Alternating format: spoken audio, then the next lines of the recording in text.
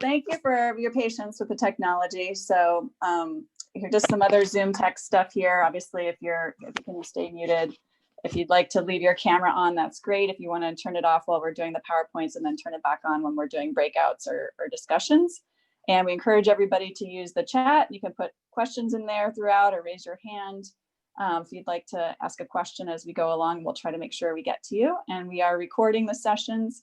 And thank you again for being patient with any tech glitches that may continue to happen or various speeds of things as we move forward. But you can go to the next slide. And I'm going to go through the slides pretty quickly so we can get to the conversation. But the next slide is just an acknowledgement of the sponsor and our education committee who helped put this field school together. So just thank you to all of those folks. So if you can, if you want to go back a few more slides, Beth, that would be great.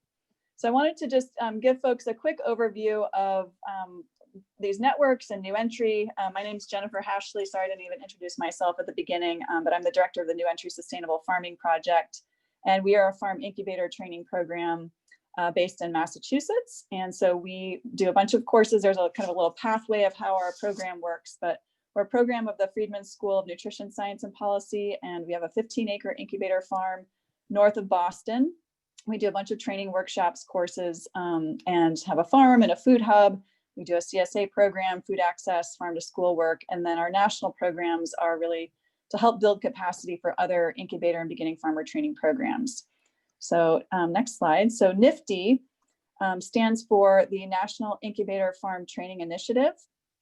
We established the network in 2012, and we provide one-on-one consulting resources and events in support of the Incubator Farm Project staff and folks who run incubator programs across the country. So I'm going to go through some of the programs and services that NIFTI offers. Next slide.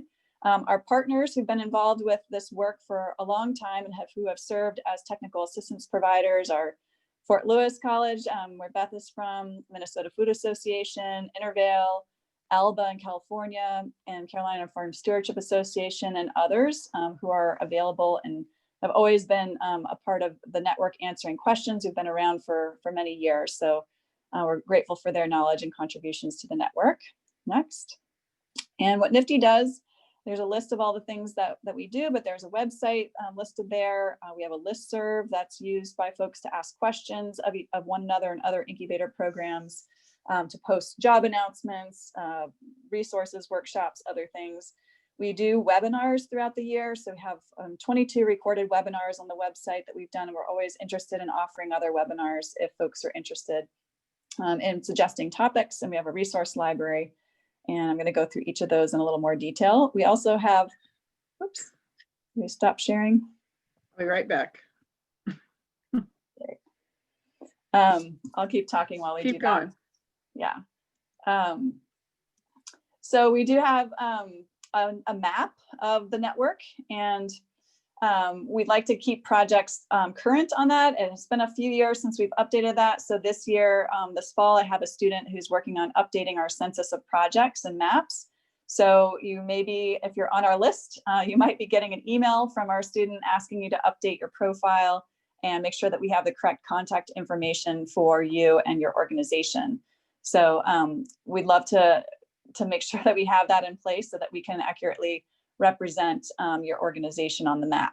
And our goal is to move our database into an autofill survey so that we can just send out existing information for you and you can update it automatically. So that's a goal that we have moving forward.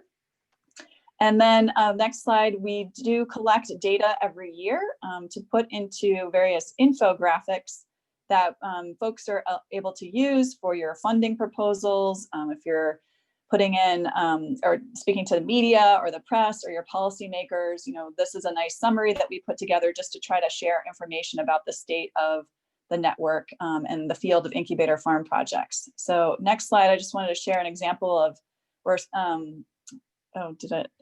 think I updated a different version of this that didn't get fully uploaded onto the box, but that's okay. I had shared some incubator data from this year, so you can see some of the things that that we're collecting, and you can parse out some of the specific information if you're interested. But these are some of the NIFTI regions.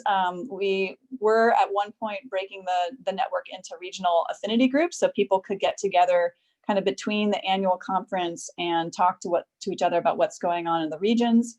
We did that for a few years, and then feedback was that folks felt like it was more successful just to kind of get together annually at the conference. And so if it is something that folks are interested in moving forward, we can certainly resurrect that. So when we get into the discussion later on, keep that in mind if that's of interest to you. Next slide. So that's a little bit about the Incubator Network. I wanted to introduce folks to the Ag Apprenticeship Learning Network if you weren't aware that that existed. We established that in 2016. It's modeled very much on the NIFTI network, but it's really to support professional development for apprenticeship training programs across the country. They didn't have kind of a peer learning network to bring those programs together. So we heard there was a need and launched the network with the support of the USDA Beginning Farmer and Rancher Development Grant. Next slide. And these are some of the partners that we've pulled together for that initiative. So folks from Rogue Farm Corps and Quivira and Maine Organic Farming and Gardening Association and Dairy Grazing Apprenticeship and Belikas Farms. And we have a bunch of other advisory partners and also have a listserv as well for the Apprenticeship Training Network. So next slide. And we do a lot of similar activities as the NIFTI network. We have a map with partners and their programs across the country, and that's also going to be updated this fall again. We also have an Apprenticeship Learning Network listserv, and we have a resource library as well, and have done a webinar series and annual survey, and we're getting ready to launch additional regional mentor trainings. And then for the last 2 years, we've combined our national gatherings together through a one-stop shop field school. So next slide. So what we're trying to do moving forward for the map of the apprenticeship program, we had talked about having a vetted map that was, only apprenticeship programs would be listed that met certain rigorous curriculum and standards for professional mentoring and training, and then realized that that was kind of a hornet's nest of legal implications for, vetting particular programs that are employment relationships, since we can't verify or certify what happens on the farm. So we're planning now to just list programs that are affiliated with other networked mentor or apprenticeship training programs. So we'll be rebuilding that as we move forward and update our census information. So next slide. And we also have, again, a resource library. You can search for all kinds of tools, curricula, example applications for programs, all kinds of things on that resource library. So it's sorted. You can look for resource type or industry. There's a lot of great resources that programs have shared over the years. Next slide. And then we also have developed some toolkits, and wanted to just mention that we just published, like literally this week, a new resource guide called Supporting Mentors to Teach Next Generation Agrarians. So this is our mentor training toolkit.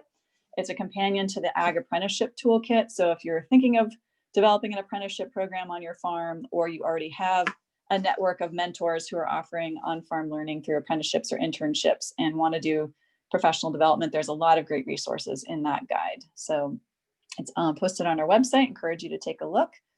Next slide.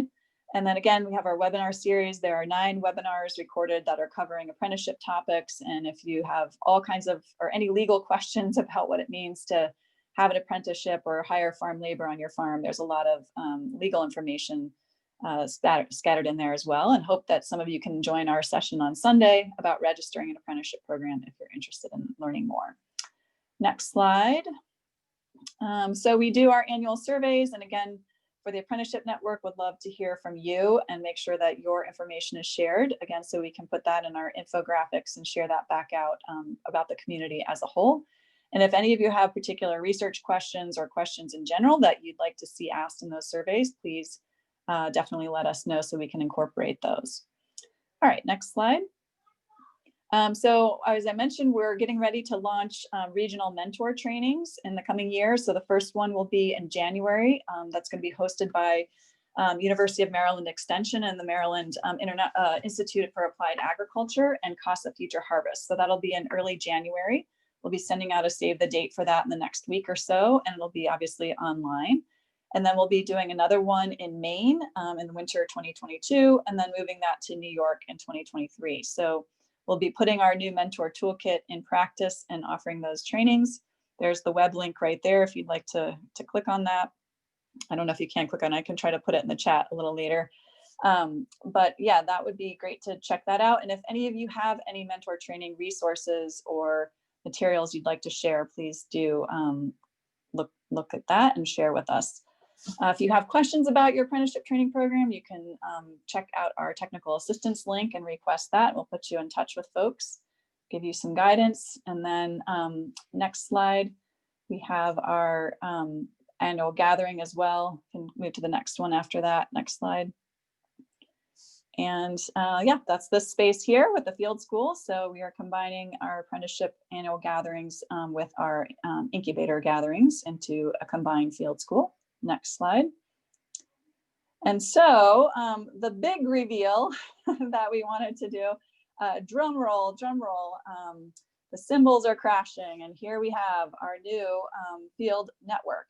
So one of the things that we've been talking about for a while in terms of just thinking about network capacity is since we've been doing at New Entry, a lot of similar professional development work between our incubator networks and our apprenticeship networks. And there's been a lot of overlap between many of our incubator programs also running apprenticeship into the incubator programs or being very affiliated with apprenticeship programs. So I thought it made a lot of sense to combine the two networks. We're both networks are really focused on land-based experiential learning. And so we got together and someone came up with a really fun acronym, since we've always been calling ourselves the Field School. Thought that the Field Network was a good merger of these two names. And yes, it is its own acronym in and of itself, the Farm Incubation and Education through Land-Based Skills Development. So wanted to let you all know that that is where we're headed moving forward, the future of the network. And next slide, please. So I just wanted to run through a few little tidbits about what is a network. We've been calling these other initiatives or ag learning networks, things like that. But really it's around people coming together around a common purpose or interest to create hopefully collective impact. And it's really organic, indigenous knowledge sharing and peer training. And so that's really the value of what these networks are. And that's what we certainly hope to continue to do. So next slide. And why network? I think a lot of us recognize there's a lot of value in learning from our peers and building trust and relationships and increased information sharing and improving our skills. So gaining professional development, new knowledge, skills, learning different models, what people are trying and practices, and bringing lots and lots of voices to the table so that we can all learn and share and grow from each other. So, and avoid duplication and recreating the wheel so we can all economize the limited resources that we have. So this is why we're excited to bring these two networks together. I think there's a lot of great learning that happens when we're all trying to facilitate land-based experiential education for beginning farmers. So hoping that by merging these two networks, we can certainly have more influence and have greater impact and continue to build our connections with one another. So next slide. And just like with all things, networks have their own kind of life cycle to them. So they start because if you look in the middle of the spiral, there's a need for getting together and doing some peer learning. So people get together, they make plans, they implement them, they evaluate them, you celebrate, and you decide if it makes sense to continue on. And so that's kind of where we're at this point. We've been obviously running the NIFTI network for 8 or 9 years now, and 4 or 5 years with that apprenticeship network. So it seemed like a good time to come together and reevaluate and figure out how we move forward. So next slide. And similar to nonprofits, networks have their own life cycles.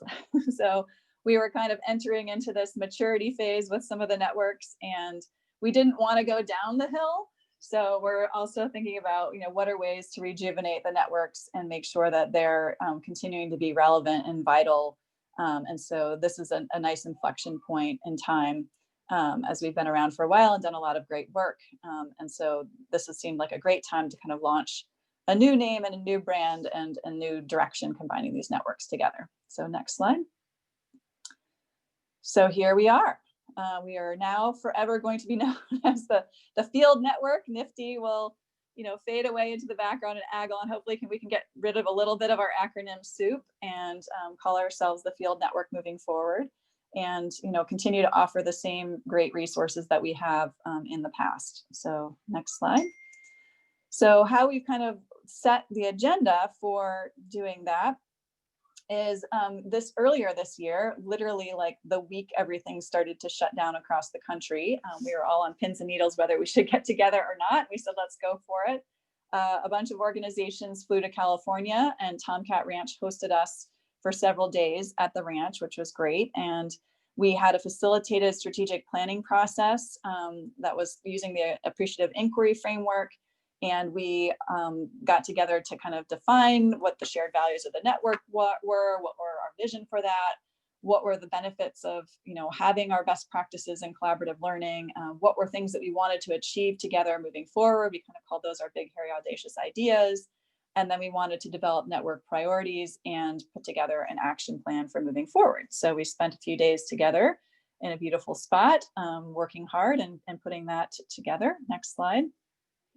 And this is what we kind of came up with as our core framework for moving forward. So when we think about the value of the networks and what they've been and where they can be and how they can be most effective, the field work moving forward, we thought that one of the big things that we all appreciate about coming together is being able to affect systems change. How do we really all do a good job of making sure that we're making the environment for beginning farmers and ranchers the best that it can be and move things forward so that our jobs are easier and beginning farmers are more successful. So thinking about how all these things work together, we kind of thought about this model where a lot of what we need to make systems change happen is to leverage data, have good communications, have good stakeholder engagement, work on policy issues together, things like that. But we need the data to be able to do that. So a core priority as well is good data collection from both the program level, the census that we're doing, the mapping, gathering participant data, evaluation data, being able to analyze that and report out on it, and maybe even mapping the ecosystem of support services that are used by beginning farmers. So without the data, it's a little bit hard to inform our policy levers and other things. And then the data can also feed into information about educational programming, which is the third area, which again are things like our learning events, our network convenings, the field schools, gatherings, peer-to-peer mentoring, all the educational resources that we develop, the library, webinars, learning circles, all of that good stuff. And then surrounded by those three core areas is a strong value and commitment around racial equity, diversity, and inclusion, and making sure that we're communicating all the different things that we're doing to stakeholders, within the network and beyond the network. So that's kind of the framework that we're moving forward thinking about. Next slide. And thinking about how do we govern a network that is a national network is also, one of the challenges to consider. And so we've put together in the short term a leadership team that's been guiding this process since March, and we have different working groups. So we have a data collection working group, education working group, which is put together field school track, and then a systems change working group. And then we have some committees that we've identified as needing some support. We'd like to put together a diversity, equity, and inclusion committee, fundraising committee, and a marketing and communications committee. So we have a form here. I'll be putting that in the chat a little later. We'd love for you to sign up to volunteer if you're interested in being part of any of these committees or working groups or the leadership team. It's definitely an open invitation to participate. Again, the network is only as good as its members, and having folks to be able to move priorities and initiatives forward. So next slide, please. And again, as I mentioned earlier, a lot of our work, we want to make sure that we are being as inclusive and diverse and have as many points of view and serve as many different types of farming constituencies as we can. A lot of the programs that are in the Incubator Network in particular work with immigrants, refugees, communities of color, gay, lesbian, rural, urban, veterans. I mean, we have a whole diversity of farmers that we work with, but a lot of the organizations themselves are generally tend to be white-led organizations. And so that is one of the things that we're hoping and working actively toward to make sure that we are welcoming other, BIPOC-led organizations to the network and making sure that there's something for everyone, and that we're being as inclusive as possible so that the network is stronger and we can benefit from everybody's perspectives. Next slide, please. So we hope that you will hold us all accountable to our goals in that respect as well. So our next steps with the network is to get more involvement in the committees and getting people to sign up and get involved. Again, as I mentioned, we're updating the census and the maps, making sure that we have correct contact information for all the organizations in the network. So if you receive an email from us, please make sure to update your contact information, or if you are not on our email list, we would love to hear from you and add you to the list. We're also looking to raise funds for backbone support so that we can have staff who can help coordinate the network. And we need to make sure that as we move forward, it's clear that the field network is now a merger of NIFTI and AgALN. So I have a lot of work to do to develop branding and update New Entry's websites and things, and we'll need a logo. So if any of you have good graphic design tendencies, this is a great opportunity to think about what that might look like. And then we'd also love to have more volunteers to help, develop webinars and discussions or skill shares within the network as we move forward to build out our educational programs. Tomorrow night, we're going to be talking with Wes King from NSAC. Think about what are some of the priority policy initiatives that the network could be involved in to move forward after we have an outcome from this election, and see what opportunities there might be with a new administration, or how we triage, an existing administration as we move forward and prepare for the next farm bill. And there is already an anti-racism working group that's gotten together with some beginning farmer training organizations across the country. So they're continuing to participate in those conversations and building that work into this network. And so we're planning to host another call with our group after the conference, and invite any of you who'd like to participate. It'll be held on November 17th at 4 o'clock, and I'll put that link in the chat as well. So next slide. So we wanted to, at this point, discuss some of your thoughts and get your feedback on what's happening moving forward with the network. And so we thought that we would move into breakout groups and have some key discussion questions in the breakout groups. So so one of the big questions is, what feedback do you have on this kind of merger and the proposed network structure? And are there any questions or concerns that you might have about merging these networks together? Are there any additional goals or program areas that the network could support beyond what we are already doing? And then how do we, I don't know if you'll get to all these questions, but we want to leave some time and food for thought here. How do we share equity and leadership on a national scale project like this? We proposed the governance structure that you saw, and so want to just get some thoughts about that as well. And then if you have ideas about promoting, diversity and racial equity within and inclusiveness within the network, and how we could do that better. And then what might be some metrics that we will have shown that we've or demonstrated that we have accomplished our work. So Beth, I think since I passed over the hosting functions to you, you might have to put us into some breakout groups, or you can pass it back to me and I can see if my computer will tolerate it, but I don't want to be bounced around again. And I will work on getting some of these links in the bigger chat too. How many rooms would you like, Jennifer? I think we could do maybe 4 rooms. Okay. That'll be about 5 people each. And you'll have about, where am I? I think we'll do about 20 minutes in the breakout groups for everybody to do that. So I encourage you to, designate a note taker if you can, and somebody to report back, because when we come back in 20 minutes into the big group, we will report back what some of the thoughts were and ideas and suggestions so that everybody can hear those. All right. I'm just doing this randomly. Great. Sorry to foist that hosting responsibility on you, Beth. Okay.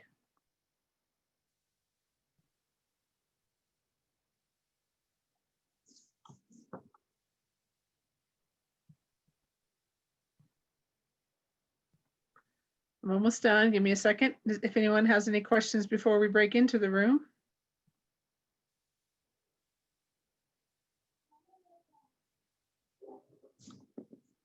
Can you leave the question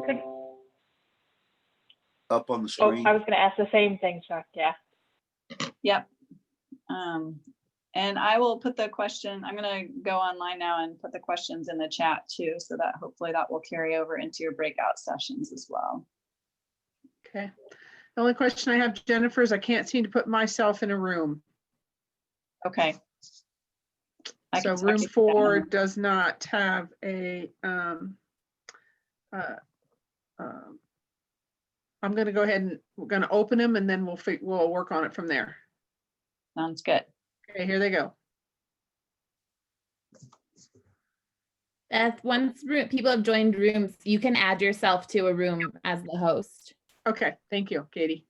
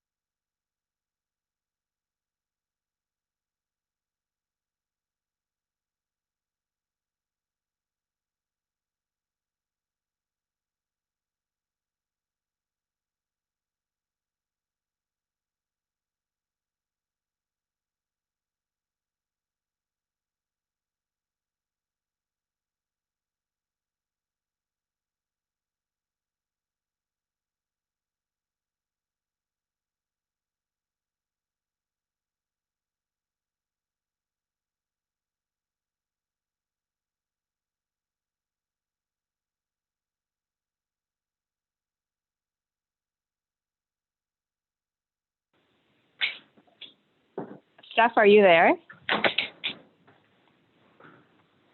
Yes, Can I you hear am me? now. Yeah, I am now. Hi, My Steph. battery died.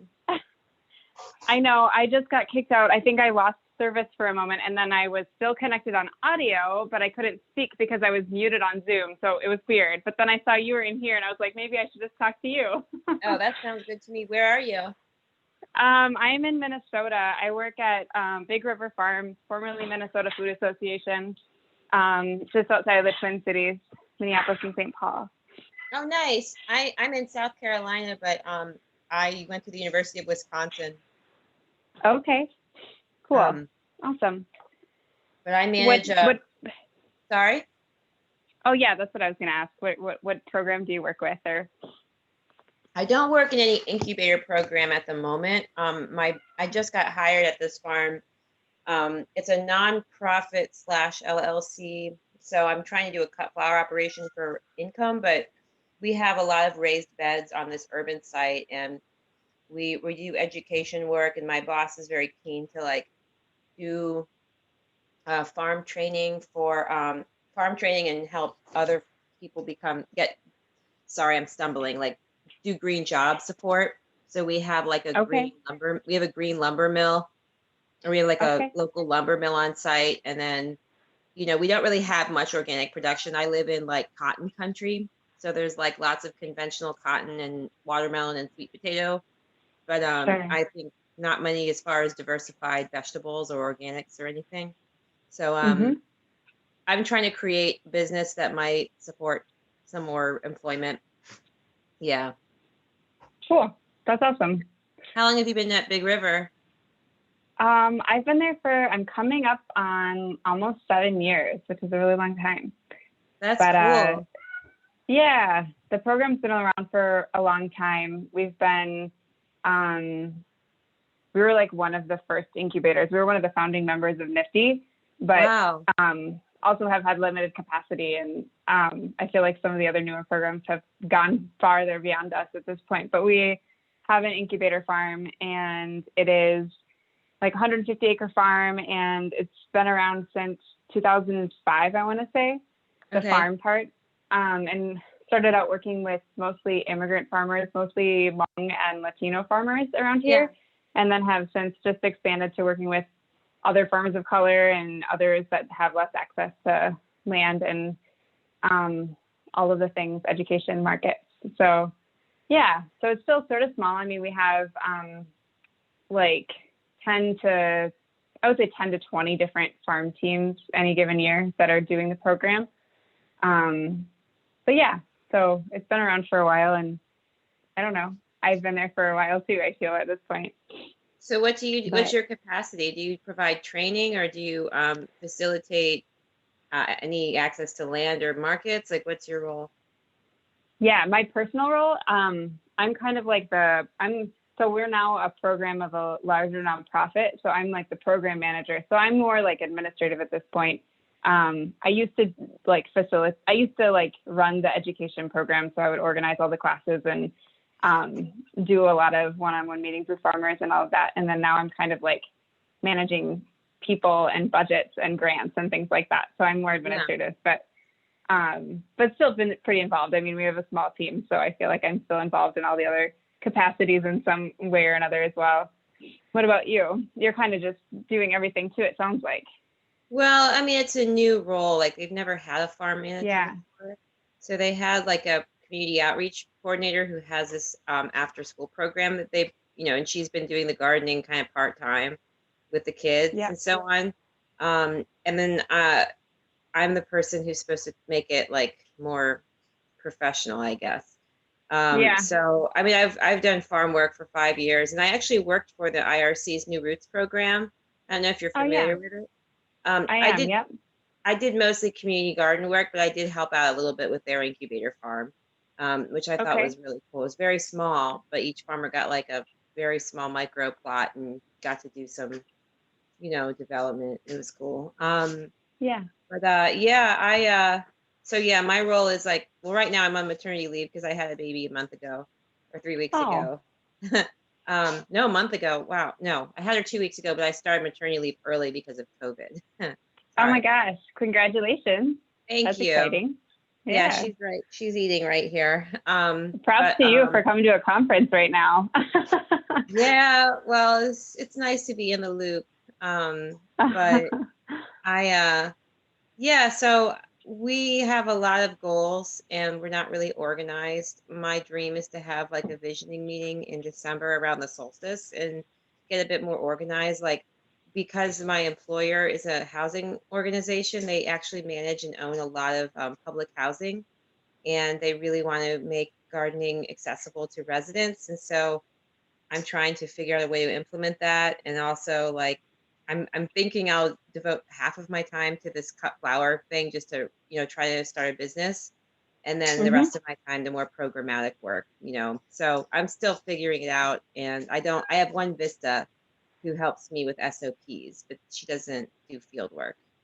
Sure. It's overwhelming. It's a lot. I think there's a lot of Yeah, that dreams, sounds like a but lot. yeah, there's not a lot of structure. And anyway, so were you there from the very beginning of Big River? No, I've been there for like almost 7 years, but it started in 2005. So it was already going for a number of years before I got on board. Wow. But yeah, it's been interesting to like learn from, people are back. I'm Yes. bringing everybody back. We got kicked out of our room, so we just decided to have our own room. Yep. Oh, interesting. What's up, Big River? Hey, You're muted. It gave us Big like a 1-minute warning and then we were instantly sucked in. Oh. Yeah, I didn't have any control over that. Sorry. Great. Well, I think everybody's back, right? I think so. Thank you, Beth, for facilitating on the fly the breakout rooms. I appreciate that. And hopefully everybody was able to have a good conversation in their group. And we wanted to report back as a big group any of the key takeaways from your discussions. So I don't know if folks designated a report back person, and we want to kind of raise your hand and share what you talked about with the bigger group.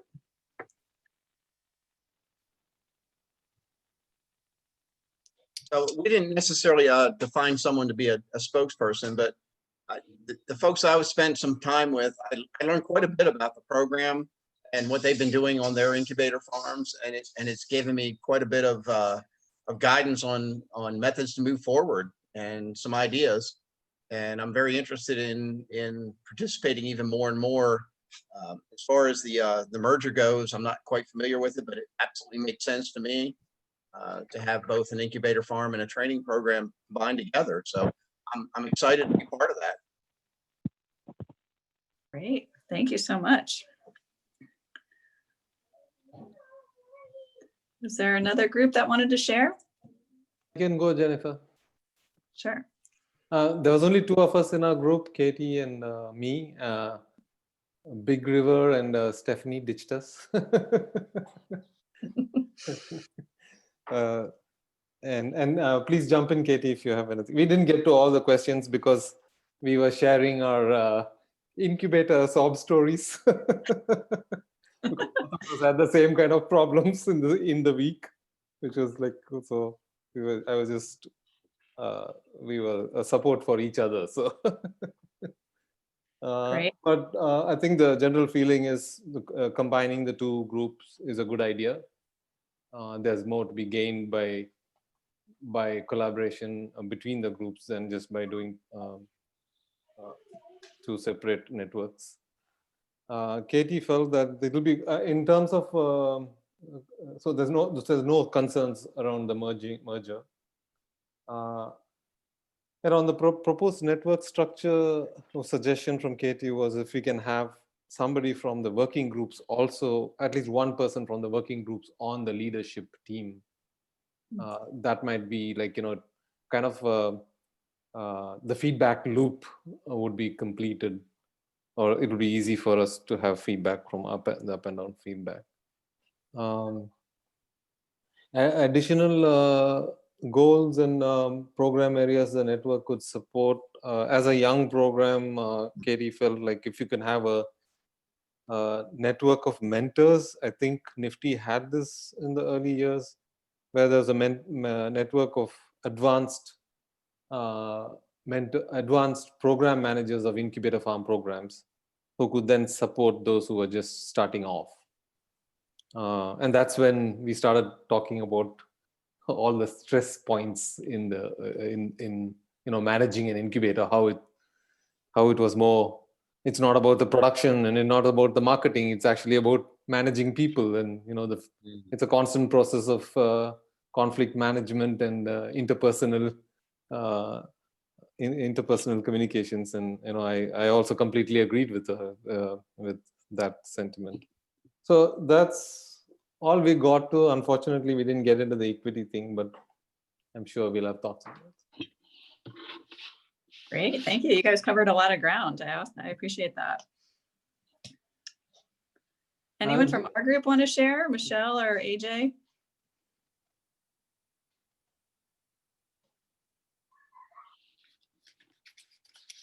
Yeah, we talked about, AJ mentioned supporting veterans and how what he's doing is trying to give support to veteran farmers in particular outside of Fort Bragg there, and that they're running into some barriers when it comes to processing animals. And when we started talking about some maybe different ways of, does that look like a co-op? Does that look like working on policy work within the state? And then I mentioned that we would really like to start an incubator farm. We have a farm we're working on now with the beginning farmer training program, but to continue, how do we continue to support people in their whole journey to being, full-fledged farmer? And there's a lot of resource barriers there, both from like on the farmer level and on the sort of the organization level. And it seems like cooperatives and potentially working, with the local municipalities might have some answers there. Anything you want to add, AJ? So you guys have has he checked out the Farmer Veteran Coalition? I'm pretty sure North Carolina has an organization. Yeah, I'm a member, Glenn. Thank you. There you go. That's part of our narrative, is to continue to lock arms with others, organizations like-minded, and just kind of help solve the problems together. Well, welcome, brother. So I'm a board member on South Carolina. We're the newest chapter. We're one of the newest chapters. Okay. Message me, get involved. We'll work together, and we can solve these problems together, man. Absolutely, I appreciate it, Glenn. Thank you. Was I supposed to say something else? That was great. Thank you. No. Are there any other groups to report back?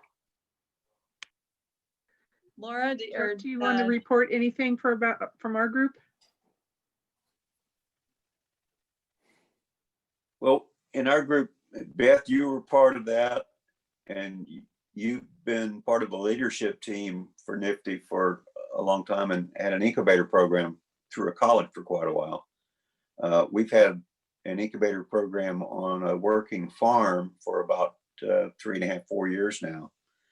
And we kind of grew into that from the production farm, teaching organic growing courses, doing internships, apprenticeships. And then we saw that as kind of the next step to help people start their own farm business.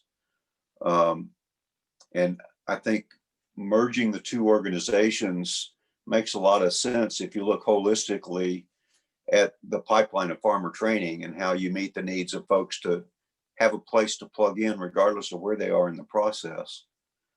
But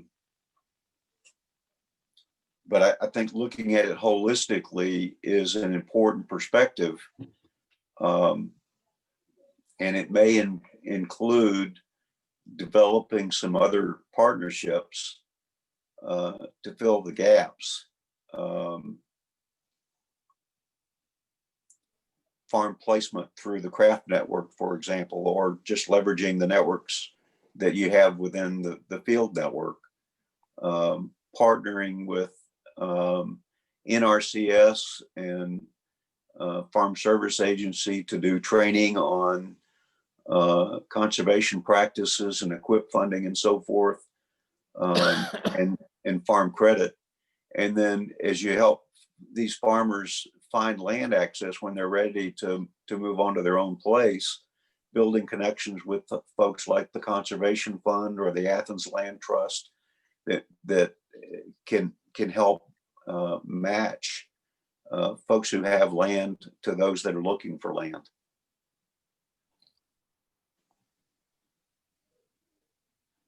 Yeah, thank you, for sure.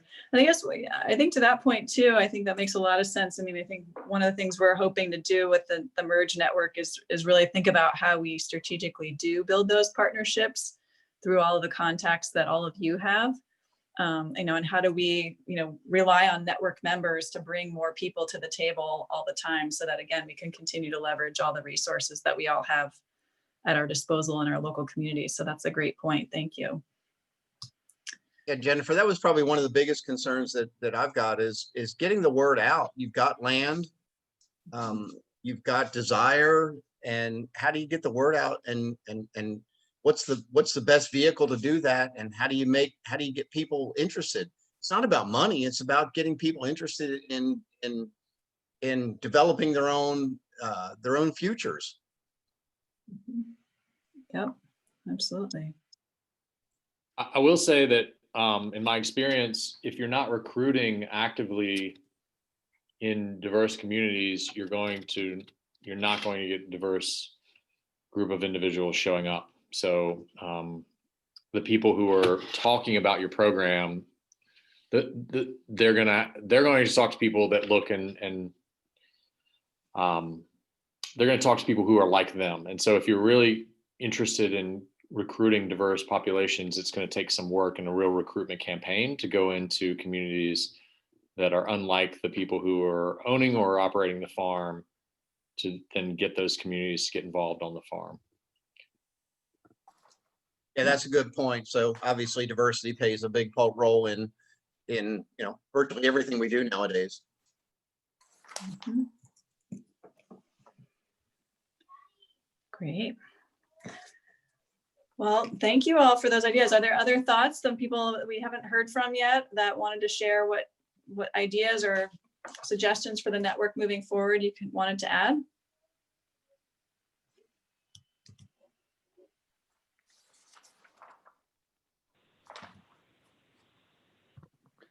I think our group echoed what Glenn was saying, in that we just need more people. Mm-hmm. And whether it's wherever the program is and whatever they have to offer, that we just need to increase recruitment and we just need more people involved in it. So if the field network can help us with that, then that's something that most programs would really appreciate. Great. Awesome. Well, I just dropped the links in the chat that we would love if folks want to continue to be involved or sign up for to participate in a committee. There's a link there in the chat to sign up for that. And then we'll be having another group call on the 17th, and there's the Zoom link there. Since I don't have all of your emails yet, I'll get that from the conference organizers, but I'm happy to add you all to the listserv if you're not already on it, or certainly email you again with a calendar invite for the call if you're interested, but feel free to grab it from the chat too if you want to put it in your calendar. We'd be welcome to have you continue to help us think through the network plans and next steps, and continue to help us achieve all the goals and ideas that we've developed so far, and continue to develop new ones with your input. So thank you all for being part of this conversation and your great ideas. And this isn't the end of that conversation by any means. So we'll continue to be pushing forward with a lot of, within the working groups and within the network, and, keep these conversations moving forward about how we can help support the work that all of you are doing, and continue to grow the network as well. So any other kind of thoughts or comments? Hello, This is Stephanie. I went to fill out your form and it tells me the name field must be a number. Oh, boy. Great. Just wanted to let you know. Awesome. Yeah, same issue. All right. The name field must be a number. Okay. I'll go try to fix Jennifer, that. I tried filling out the incubator survey last week, and it wouldn't populate and would send an error message when I tried to fill it out. I replied to the girl that sent it, but I haven't heard nothing yet, but it was just a couple days ago. Okay. So- I'll let Anna know that too. We just updated the survey fields, and so there must be. Oh, that's probably what it is, because it's telling me the link is expired. Oh, yeah, maybe she sent, yeah, she did make some changes, so I'll have her resend it to you. Sorry about that. You might have been That's caught cool. right after it got changed. I'm doing great on technology this week, I guess. Hey, yes. Sorry, it's so everything's much fun. screwed up. So I will fix that. And I wanted to, while I fix that, I'll fix it if you're willing to hang out. We were going to turn this over to Erin, who is just going to kind of facilitate some ongoing networking between all of us. I know there's a lot of great organizations represented here doing a lot of really good work, and you didn't get a chance to introduce yourselves or say what you're doing or whatnot, except in your small groups. So wanted to use this time for that as well.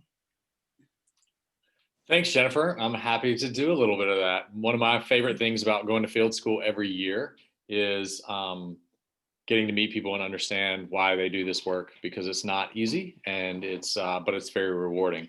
So to kick things off, what we're going to do is a little, because we can't hang out like in person, but we're going to do a little virtual icebreaker. So into the chat, all of us are going to put a song. I want a song and the artist. I'm going to build out a playlist and figure out a way to share this after the fact.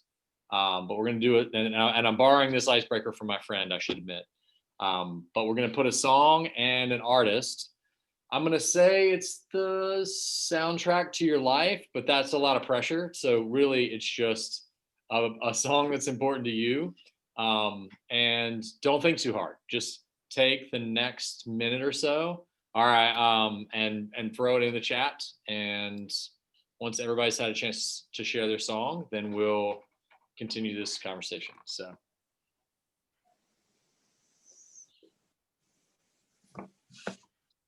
Do we have to know the artist? No, I guess not.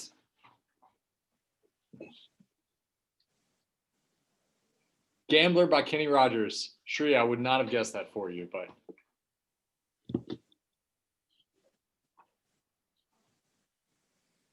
Now you know, Aaron. You're a man of many surprises.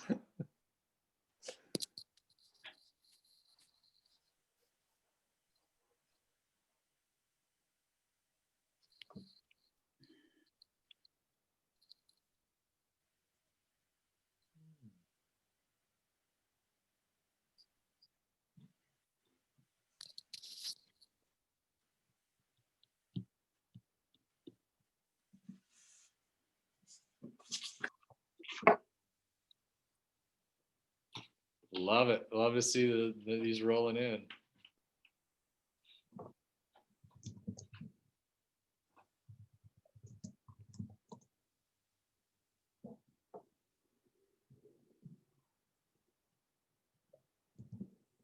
I feel like we should have background music right now. Yeah, if I was more savvy on this whole Zoom thing, I could have probably pulled that off, but.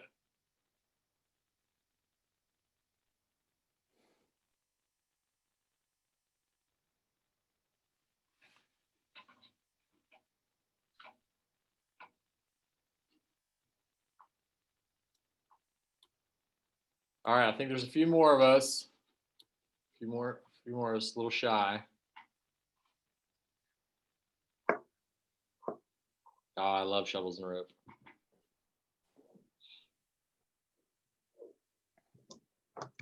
So continue to do this, participate, come to us. We're not going to judge you. We're just going to build a playlist. That's all we're going to do. While we're doing that, though, I do, to Jennifer's point, we have time enough for us to introduce ourselves to each other, but we don't have a lot of time. So what we're going to do is you get one breath, and you can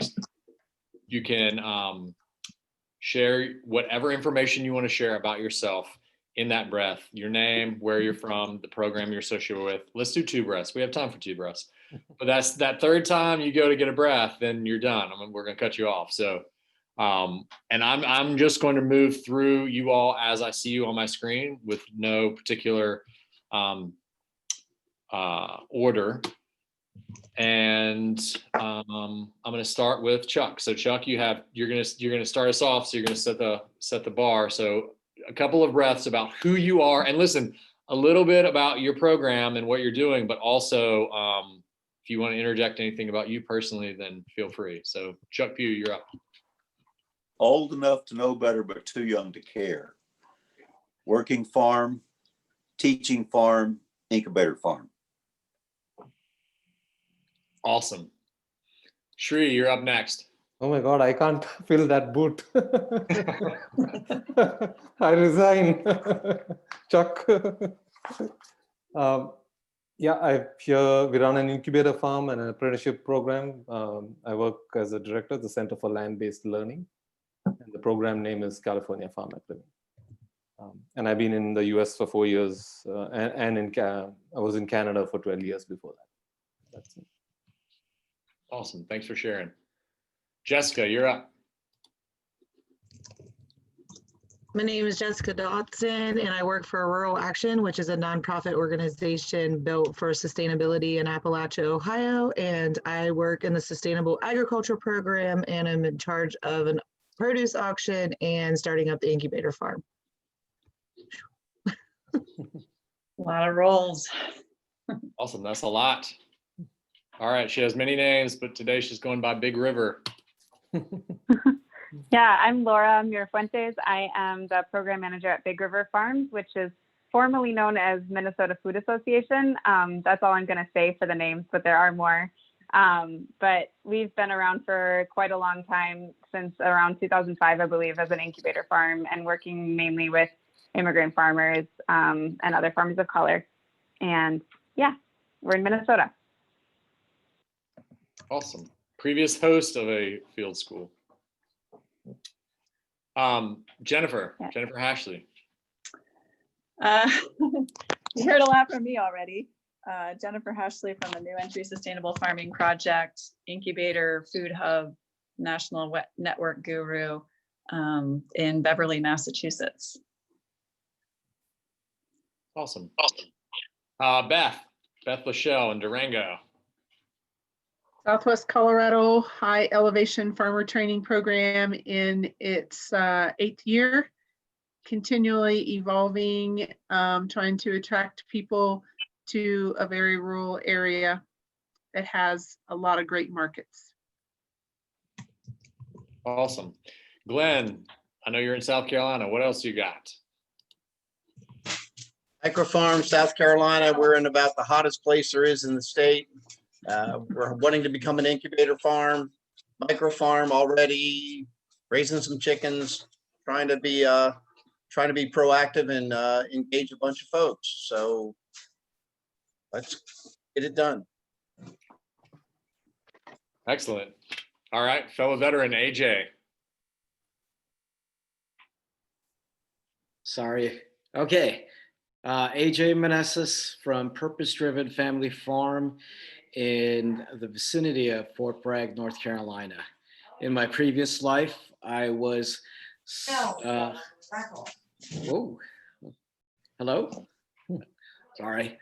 My previous life, the military would send me to other countries to influence national policy with agriculture and other types of technology. And now I'm retired and I get to use my powers for the powers of good. Awesome. I want to know so much more, but we're gonna stick to the format. Katie. Hi everyone. It's diversified vegetable and flower farmer turned incubator program manager, located in Colorado. I work for Go Farm, which is unfortunately not related to or co-located with Go Farm Hawaii, but I wish it was. Of course. Awesome. All right, Dana. Hi, everyone. I'm an extension educator with Central State University in Ohio, and I also am a raspberry farmer as well. Oh, and one other thing about Central State, we're just starting kind of embarking on working on a couple of different incubator farm programs in Southwest Ohio. So I'm very happy to have this market or this resource network here. Wow. Awesome. Steph. Hi, I am, I think I would describe my job as leap of faith. I moved to South Carolina from Maryland in July to manage like a nonprofit / LLC educational farm in Denmark, South Carolina. We're not an incubator, but we're interested in promoting agriculture and organic growing and gardening to anyone who's interested. But my organization, the umbrella organization that owns the farm, is a housing organization that owns and manages several public housing places. So we're trying to work on promoting farming and gardening in that context. So this is relevant in that way. And I just had my first baby a month ago, so lots of new things. Congratulations. Congratulations. Thank you. Denise. Hi, everybody. I am an extension educator with Central State University. Dana is one of my colleagues. Our new program is working on just making our program known throughout the state because it is so new.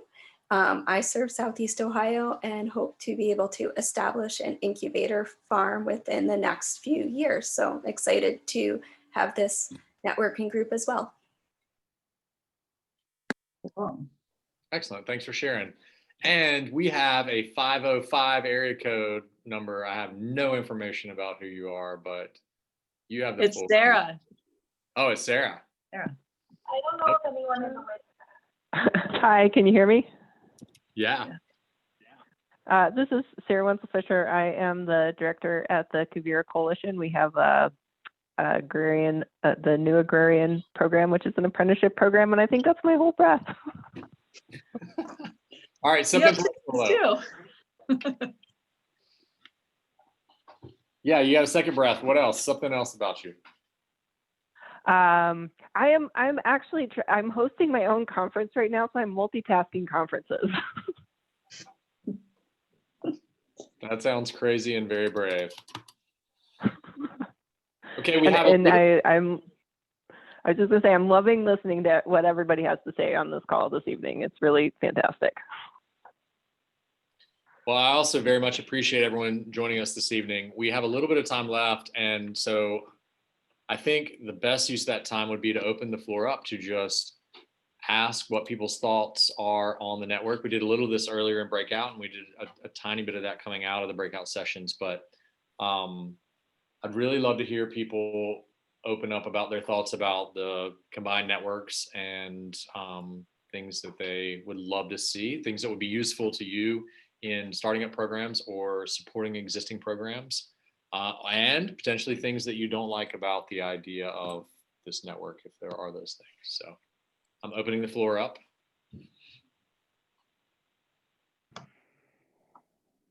Anybody?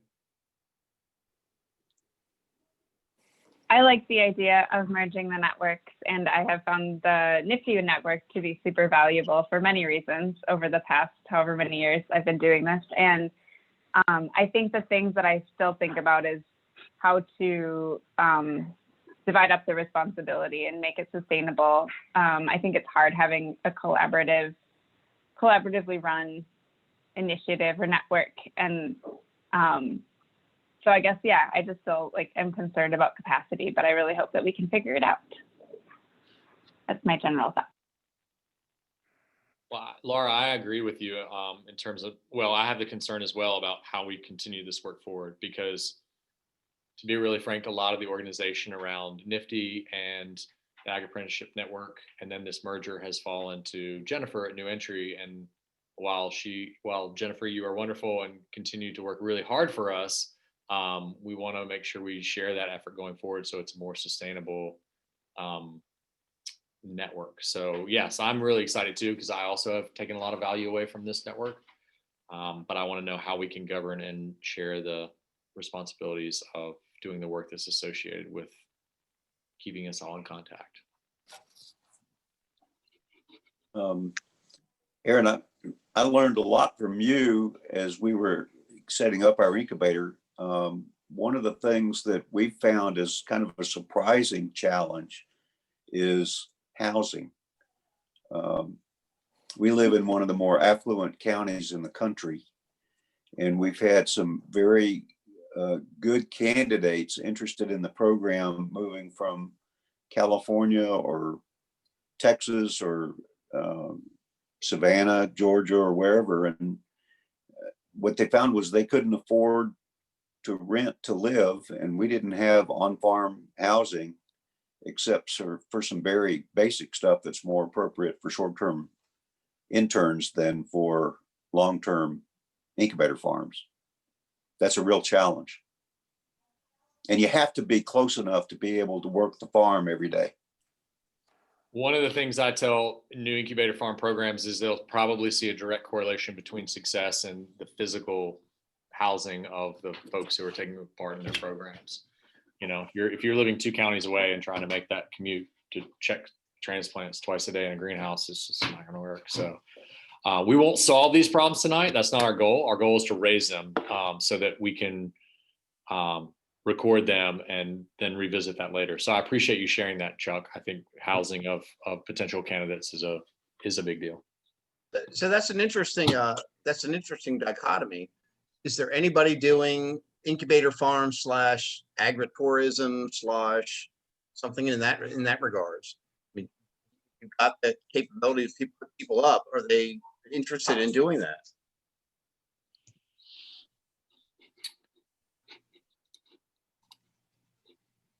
Anybody doing any tourism, as either a revenue source, or anyone doing housing, anyone on the call doing housing on site or nearby as a way to support participants? We don't do housing. We found that it's hard to be someone's landlord and their mentor at the same time. You've all heard me say this over and over again, but and it always comes to some sort of a head. And since I am the landlord, it just becomes really challenging. So we don't allow our incubators to be there because we can't house them all. And then it becomes a lot about who gets to stay there and who doesn't. So we have decided not to, and that was some advice we got early on, and we have stuck with it. Beth, where do your participants, and I know you have folks coming from different locations, how does housing work if you're not doing it? What's it look like for your folks? Housing is super expensive where we are. And that's just kind of the way it works. They're driving maybe 15 miles.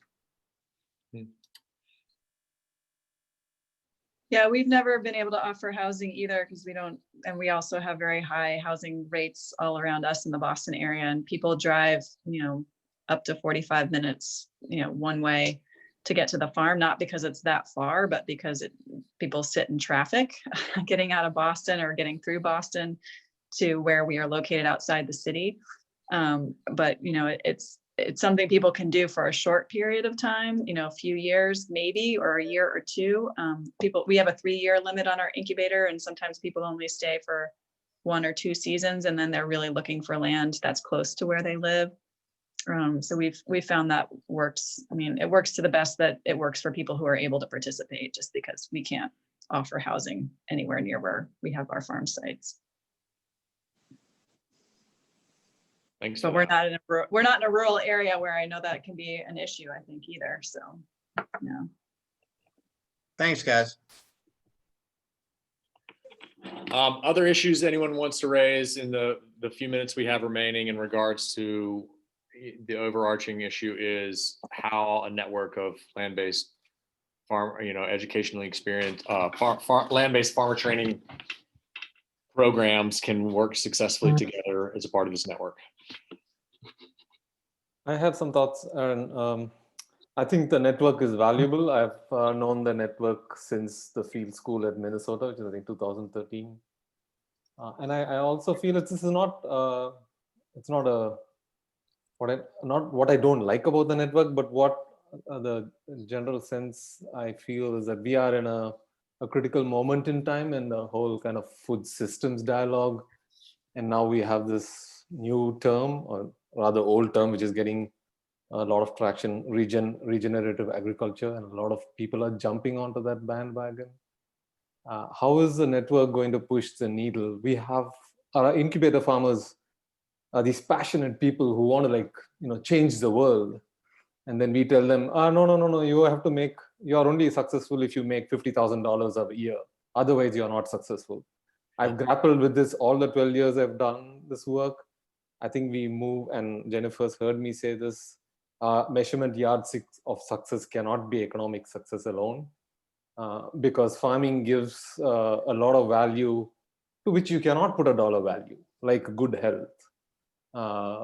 So, how does the network move this needle is a struggle. I think a lot of us are grappling with an issue. I just wanted to put that out there on the table. No, I really appreciate that. Several times today in other workshops, I wrote down the value does not equal price. We've misassociated the cost of something with the real value of something, and I think that's led to a lack of appreciation for agriculture. But so I appreciate those comments. And how can our programs evaluate themselves based on something other than the economic success of the farmers who are graduating from our programs? And I'll just put in a plug too. New Entry's been part of the GRU evaluation project that University of California, Santa Cruz has been doing, and we're hosting a session tomorrow afternoon on program planning and evaluation. And there are a lot of great tools that we've developed as a result of kind of that same issue of like, how do we define success and how do we develop outcome measures that are not just economic or, farmer owner operator is the only metric we can all, identify as a successful metric of our programs. And so we did put together a lot of nice documents about, with some visuals and graphics, kind of like, what does a successful farmer look like? What are all the things people need to know? And what are some alternative outcomes to just one monolithic, metric of success? So if you're interested in learning more about those, I encourage you to come to that session tomorrow or to check out the GRU website where a lot of those resources are housed. So that's great. Thank you for sharing that, Jennifer. And I think that's really important work to be able to share the story of our programs and the success that is happening beyond just the, farm owner operator, long-term person making $50,000 or more. We are at 8 o'clock. So which I think is when we're supposed to wrap up.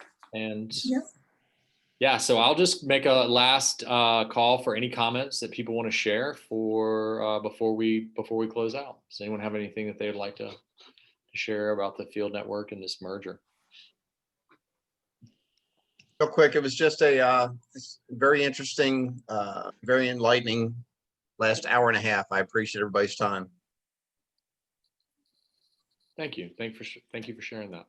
Thank you very much for letting me attend. Yeah, thank you guys for being part of this. And I just put the link back in the chat again. It should work now. I apologize for that oversight. But yeah, if you're interested in staying involved or being on a working group or committee, please definitely put your hat in the ring, because we'd love to have more support as we move a lot of these initiatives forward and keep moving the network along. So thank you. And thank you to Beth for taking over controls of the meeting. And thank you to Aaron for facilitating our networking session. And thank you for all of you for your great ideas and contributions and the good work that you do out in the field. So look forward to seeing you all at future sessions throughout the rest of the conference. Thank you, Jennifer, for organizing all this. Yes, thank you. Yeah, Jen. absolutely. I had so much fun in New York last year. I hope next year we can do it in person. Me too. Yes. Exactly. Thanks, everybody. Thank you all. Have a good night. Good night. Night.